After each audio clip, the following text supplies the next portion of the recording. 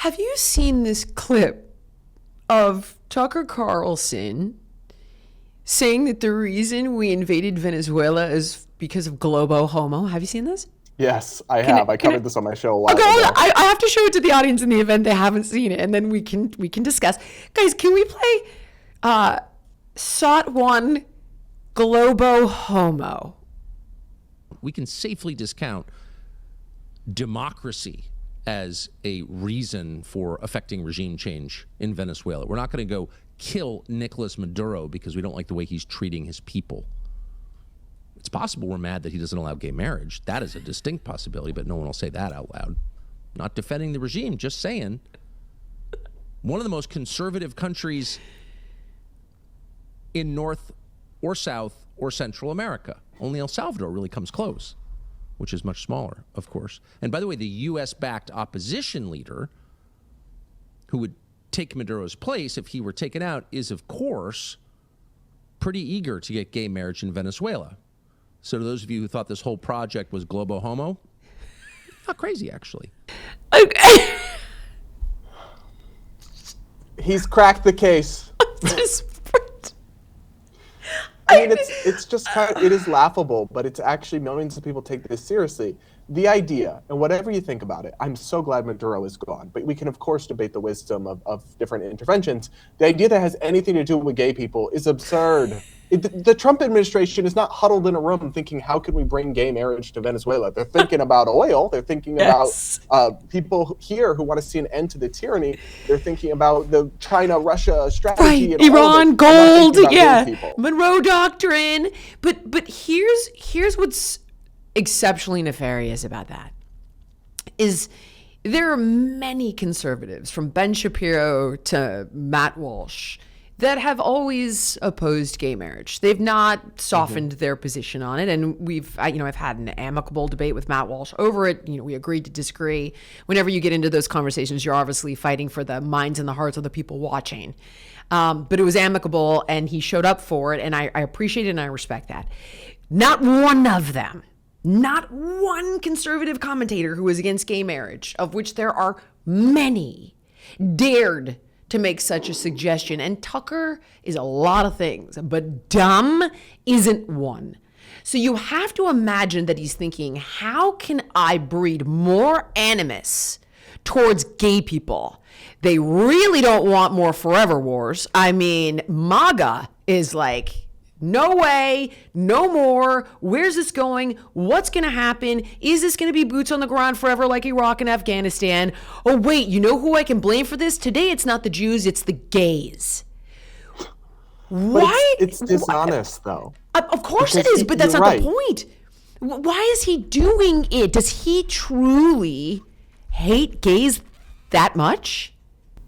No, I actually would respect him more if he did. I think it's cynical and sinister, and it is a ploy for attention. Tucker is addicted. Tucker has all the money in the world. He doesn't care about the money. I know. He has the team, the staff, a setup that I'm sure I would dream about, right? Yeah. But what he can't stand is being irrelevant. And the only way that people talk about his content now is when he says something outrageous. And so he says this kind of stuff. And he is a smart guy. So he either is being incredibly lazy or just totally lying. The funniest thing, Jillian, Nicolas Maduro, who's an evil man, actually supported the legalization of gay marriage. He just hasn't been able to implement it because it would require changes beyond even his power. Literally, if you look it up, he has made comments that are pro-gay marriage in the past. So the whole thing is ridiculous to begin with, but it's based on a falsehood. I just Googled this to double check this before I said it. Nicolas Maduro has publicly stated support for gay marriage. Son of a gun.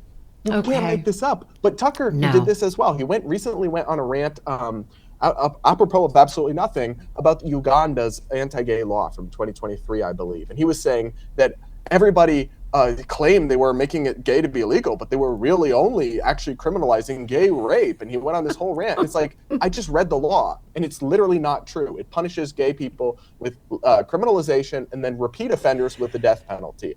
He didn't do any due diligence, or he did and he just lied. Either way, it's a complete betrayal of your audience's trust, and millions of people still listen to him. But I think he's made the cynical calculation that he just wants to be noticed and be relevant, and people only talk about him when he deviates from the norm. Team, it's 2026. It's a new year, and I don't know about you, but I definitely want a fresh wardrobe. And Quince is my go-to for luxurious, high-quality essentials that feel effortless, look polished, and actually last. I love adding new Quince pieces to my wardrobe each season. You've heard me rave about their Mongolian cashmere sweaters. They're soft, they're buttery, they're frankly superior to the ones I paid triple for elsewhere. And their Italian wool coats are sleek, tailored, cozy. And now I'm eyeing a new Quince leather jacket for an edgy look for those chilly spring evenings.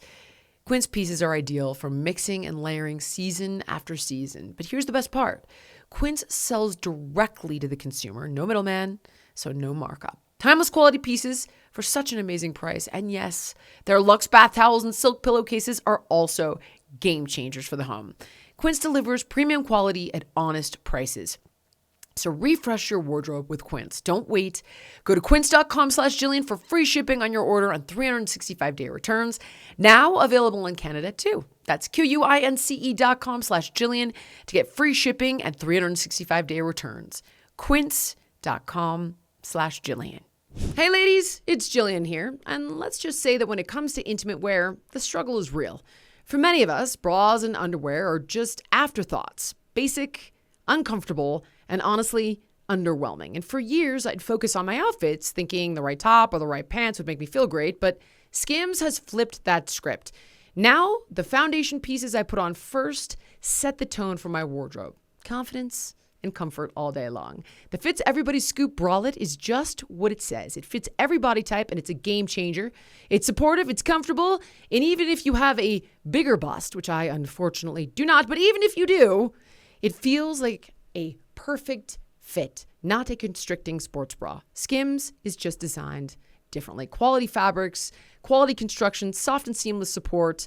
You feel secure, lifted, and still totally natural. No digging, no adjusting. Skims is now just a wardrobe essential for me, and I'm sure it will be for you too. So you can shop my favorite bras and underwear at skims.com/Jillian. And after you place your order, please be sure to let them know that we sent you. Select podcast in the survey and be sure to select our show in the drop-down menu that follows. But, I find that so strange because for years people watched Tucker. Like when he left Fox and I thought he was going to go join X with Elon Musk, I was like, that's cool. And then he was on Rogan and I'm like, that's cool. And I started watching and there were some really good shows and he's done some great exposés, and I would have normally tuned in for a solid, critical analysis of what the heck we can expect out of Venezuela. I would. And I would have spoken to somebody from the other side, and I have been. And, I spoke to Mike Baker, and I spoke to a constitutional attorney. But he would have been one of the people that I went to. And you know what else is bizarre? Is the 180. Like, that's another thing on radical Islam. And I'm not talking about, okay, I'm not talking about the, 100 I can't even do the math, 1,900,000 amazing Muslims on the planet. I'm talking about radical Islam, and it absolutely exists. And there's a slaughter going on in Nigeria right now that pretty intelligent, erudite people are trying to bring to the forefront. And he back in the day, I actually have a clip of this I want to show you. Back in the day, he's sitting there talking to peers about the slaughter of Christians by radical Islam in the Middle East and North Africa. And today he's like, I don't know anything about it. I don't know anything about it. It's like, you know everything about it. 9 years ago, you were the guy talking about it. Swear to God, take a look at this just so you could see the bizarre 180. I think, unfortunately, if it happens in the Middle East, this kind of atrocity, it just does not seem to attract the kind of media attention in America that it would if it happened, as we've seen in the attacks in Sweden the last few days, in London 2 weeks ago. I was there for that. Huge attention in the American media. In Paris, in Nice, these get huge attention. And yet what happened in Egypt was unbelievably significant. If you look at what ISIS really stands for, what they are carrying out now in the Middle East and in Egypt in particular is a kind of genocidal attack on Christians and Christianity. They want Christianity eradicated. and they want to convert all Muslims to their crusade. They want it to be a holy war, and they want Christians gone. And I don't think that narrative is getting the attention it should get in the American media, and I have to say in other media as well around the world. Ted Cruz is upset about what's happening in Nigeria to Christians. I'm not against him being upset about that. You say it's much more complicated than he's presenting. Probably more tribal than religious. I don't know much about it. What I find so strange about this is he doesn't turn around and say slaughtering Christians is good. Of course, nobody would ever say such a thing. But he goes, I don't know much about it. That Piers interview is 9 years ago, and there are a host of other clips where he's the guy telling everybody about it. That's not actually anti-Semitic, and it's not anti-gay. It is pro-radical Islam, this weird shift in position, and now I guess he's buying land in Qatar. But why do you think that so many of these people on the right are giving us this complete 180 in their position, Tucker just being the most obvious example? I don't know. I'm struck by it because Tucker's done this as well, where he pretends not to know who people are. Yes. He does this on his show. He'll be like, Tommy Robinson. I barely know who that is. But then you pull up the clip and he had him on his show like multiple times on Fox. And I'm like, did somebody hit Tucker over the head? And does he have amnesia? Or is this just a way of him like trying to belittle people and just assuming that people won't check the publicly available records? Hello, like the internet is forever. We know all these things. So you can rebrand if you want, but to just gaslight us and pretend like I never knew anything about the Christian persecution. Well, you did, because you dedicated the whole guy. Yes. Yes. That's not honest. But Jillian, the problem I have, and I don't want to blame like the population, but at some point, like we exist in a media market. And everyone out there, consumers, vote with their attention. They vote by what they click on and who they listen to. And you are sending a signal that I want more of this by rewarding this.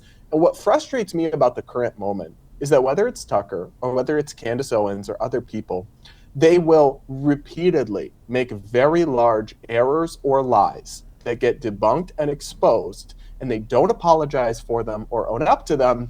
And yet the audiences doesn't tune out. They just tune in more to see what drama's coming next. And it's like we rely on people to actually vote with their wallets and their attention in a way that rewards integrity and punishes dishonesty.